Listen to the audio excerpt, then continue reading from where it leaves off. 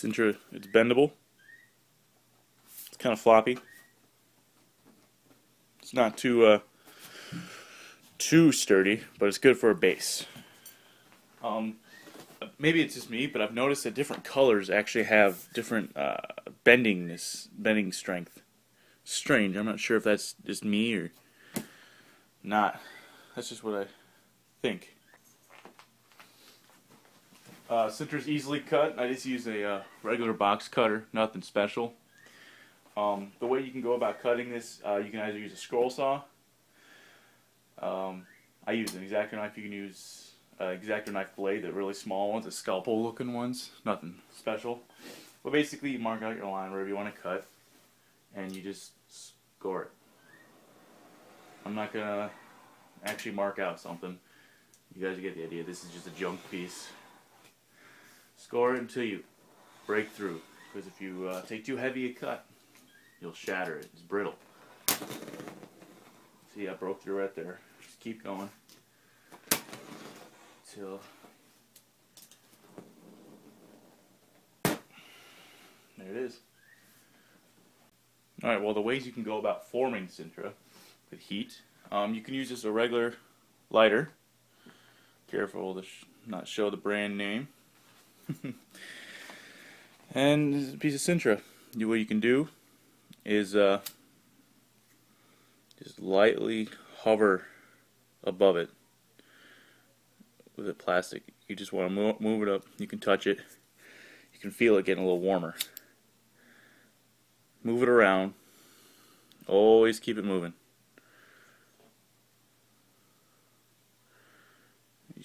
I'll show you what happens if you hover in one spot too long. See, now it's really easy to form. Now you can wipe it with like a damp rag so it'll take the form faster. Or you can let it cool. But once it's there, it's there. I've done that for some parts of the hidden blade. I'll show you guys the different techniques I've applied to the different parts of the hidden blade. And there you go. Another technique you can use is oven heating for large sheets. Now, I don't know if I want to do it, but for demonstration purposes, I'll heat up this whole piece. I'll give you guys a temperature range, safety, all that.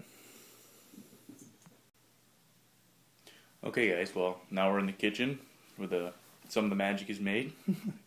You can use any old oven. I would recommend that you open a window or something at least, because it's a little smells a little weird, but it's not harmful from what I read on the internet, and I'm fine. You want to heat it up to anywhere, I go around 200 degrees. That's the smallest setting on this one. You just let that heat up. I'll give it about 15 minutes and then we'll come back and see if we can work with it. Okay guys, so it's been around 15 minutes. Before I do this, I want to talk to you a little bit about safety. I use sometimes these leather welding gloves. I've been using them for a while. I mean, I use them at work and stuff.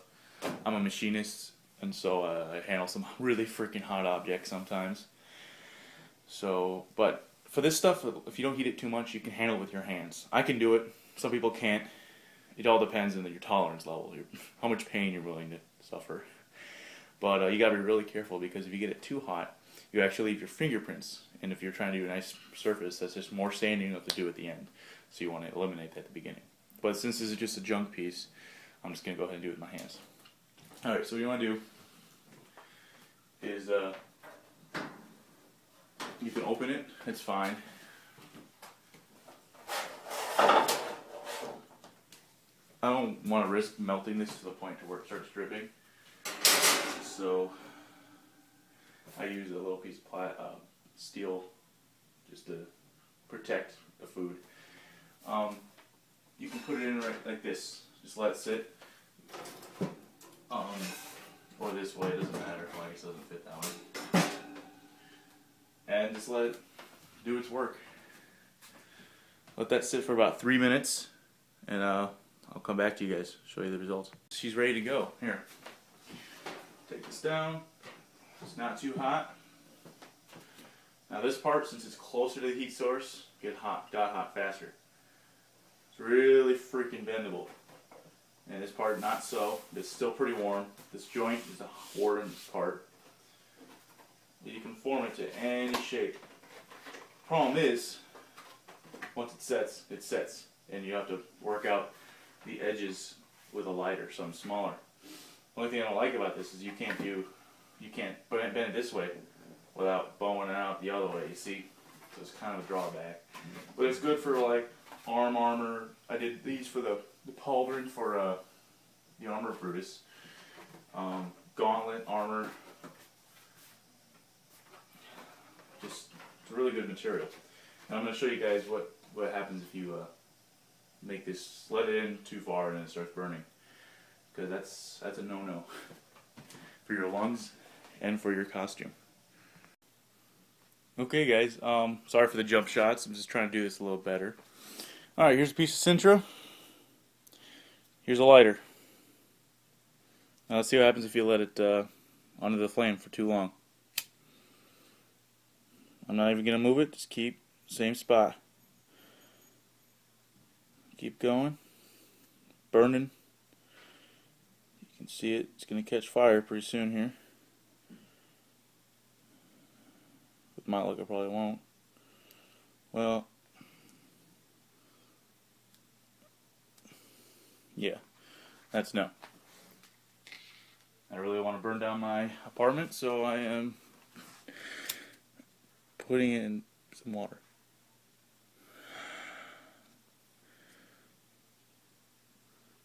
Black means not good. That means death for your costume. And it's releasing a horrible smell. And if you ever smell that, turn off your oven, open windows, take that piece of plastic out of your oven, run outside, throw it on the ground, don't touch it. I didn't get it to burn. Sometimes it burns. It just depends on the, I guess, the chemical composition of the colors? I'm not sure, because I have white Sintra that burns. Oh well, I'm not wasting white Sintra on you guys. Alright, well next we're going to see the different techniques for the master for the hidden blade I made for the mold. Okay, well here's the hidden blade. Cast version. We're going to delve within the masters, not these cast versions. And we're going to look at it and see the different parts. Okay. Okay, literally only two pieces. I lied to you guys. That really too much of a heat forming. This is just the top. This is a piece of same white Sintra, or red Sintra rather. I just casted it. Well, I don't know if you can see it. This stuff has got slight curvature. Show you what I mean. See, it's got a slight curve. Well, it may not look like much, but it looks a lot better in person than just using a flat piece of Sintra and cutting that hole in and then carving in that little notch thing. What I just used for that was I heated it up in the oven, same technique, and then I took a piece of PVC pipe and basically laid this on top of the pipe and just take a hot or a cold water rag and bent it and formed it over. And then I came in with an X-Acto knife and cut the notch, because if you cut the notch and then form it, you're going to get like a V shape. And if you get that V shape, that nub can't handle traveling within that groove without a shit ton of trimming. So I just did it beforehand. And then I just took some X-Acto knives and sculpting tools and carved that out. Yep. Well guys, that's my video. I hope you guys liked it. Just a quick little overview of how I work with Sintra. If you guys want any more tutorials, just comment or send me a private message. I'll do anything, paper mache, fiberglassing, foam detailing, armor making out of cardboard or Sintra even. Just let me know. Painting techniques, hardening techniques, anything really. Just let me know. I really appreciate all the views, guys. It's making me kind of proud of what I do. So thank you a lot. Well, I guess that's enough for this video. You guys used about 2 or 3 minute videos. This is about, what, 10, 11 minute video now? Oh well. Thanks, guys.